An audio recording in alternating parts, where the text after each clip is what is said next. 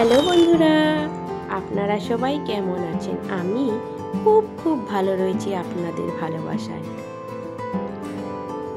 আজকে একটা সুন্দর মনে রাখার দিন, কি বলুন তো? 14ই ফেব্রুয়ারি, ভ্যালেন্টাইন ডে। আপনাদের সবাইকে হ্যাপি ভ্যালেন্টাইন ডে। তাই আমি সাজুগুজু করে ছেলের একটু পড়াশোনা দেখছিলাম। ছেলে কিভাবে লিখেছে ওর পড়াগুলো আমি দেখছিলাম বসে বসে।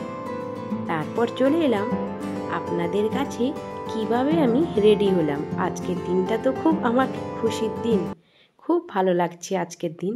দাদাভাই থাকলে আরও ভালো লাগতো, কিন্তু কি করব, একা একাই দাদাভাইয়ের সঙ্গে ভিডিও কল করে কথা বলে নিয়েছি আর ভ্যালেন্টাইন ডের একটু হুইশ করে নিলাম।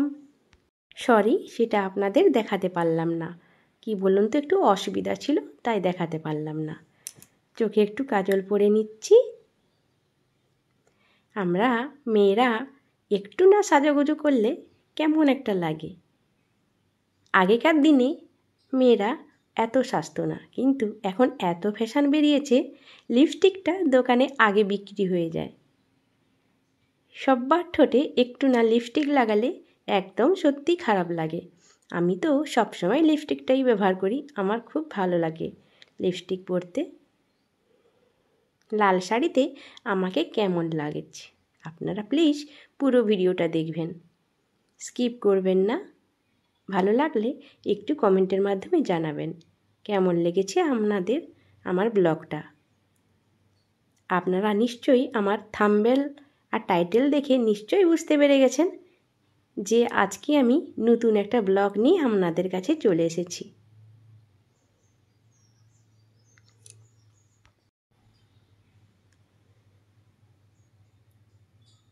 যতই সাজি না কেন, কি বলুন তো, স্মৃতিতে একটু রাঙা লাল ডগডগে ওই সিঁদুরটা যদি রাঙিয়ে দেই তাহলে তো আরও সুন্দর লাগে। আমাদের প্রত্যেক মেয়েদের স্মৃতিতে সিঁদুর থাকলে সত্যিই সম্পূর্ণ আলাদা লাগে, তাই না বলুন?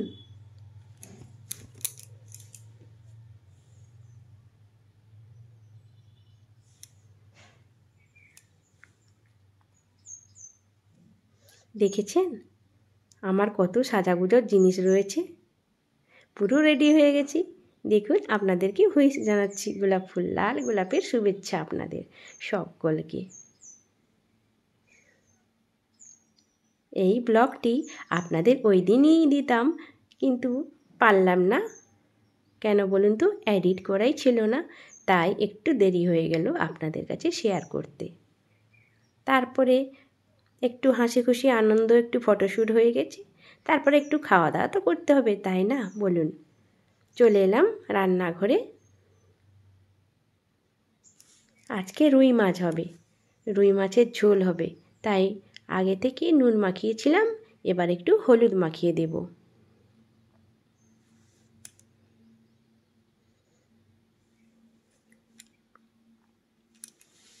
নুন হলুদ একসাথে মাখিয়ে রাখলে কি বলুন তো, একদম মাছগুলো কেমন নরম হয়ে যায়। সেই জন্য আগে নুন মাখিয়ে রাখি, তারপরে একটু পরে ভাজার ঠিক 5 মিনিট আগে হলুদ মাখিয়ে দেই, তাহলে সুন্দর ভাজা হয়ে যাবে। এই দেখুন, চাল নিয়ে নিলাম, এবার ভাত চড়িয়ে দেব।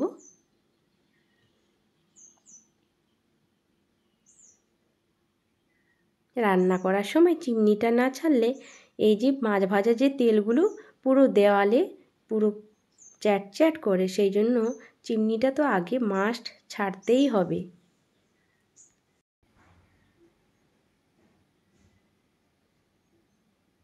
ফ্রাইং প্যানটা আমার গরম হয়ে গেছে, এবার মাছগুলো দিয়ে দিচ্ছি। আমাদের এখানে বাজারে আমি একজনই কাকুর কাছে মাছ নেই, রুই মাছ, এত সুন্দর স্বাদ জানেন, খুব টেস্টি। তো যেন মনে হয় আলু বেগুন দিয়ে ওই মাছের ঝোল আর ভাত, ওটাই হলেই হয়তো খাওয়া দাওয়া হয়ে যাবে। খুব মাছের স্বাদ যদি হয়, সত্যি রান্না ভালো হয়, তাই না বলুন? আমি এই যে আলু আর বেগুন কেটে নিচ্ছি, ওই মাই দিয়েই ঝোল করব। তারপরে একটু বাইরের দিকটা যাচ্ছি। বাহ, কি সুন্দর রোদ উঠেছে দেখুন, কিন্তু আর কিছুদিন পরে যখন গরম এসে যাবে তখন আর এই রোদ ভালো লাগবে না। এখন সকালবেলা একটু ঠান্ডা ঠান্ডা রয়েছে তো, তাই রোদটা খুব ভালো লাগছে। আর এই দেখুন আমার কিউট ছেলেটা একদিনে জানেন এই সাইকেলটা শিখে গেছে। আমি তো দেখি অবাক হয়ে গেছি, কি করে একদিনে সাইকেল শিখে গেছে। ওর ছোট্ট সাইকেল আছে, ও ওটা চালায়। তারপরে বলল, মা তোমার একটু সাইকেলটা দাও তো, আমি একটু শিখবো। আমি বলি, নে, তুই পারবি না, লেগে যাবে, পড়ে যাবে। বলছি, না মা তুমি দেখো আমি কিভাবে চালাই। একদিনে পেরে গেছে। জানেন তো এখনকার জেনারেশনের ছেলেরা সব পেরে যাবে। আগে আমরা এই বড় সাইকেল কতদিন ধরে শিখতাম, কখনো কখনো আবার সাইকেল নিয়ে পড়েও যেতাম।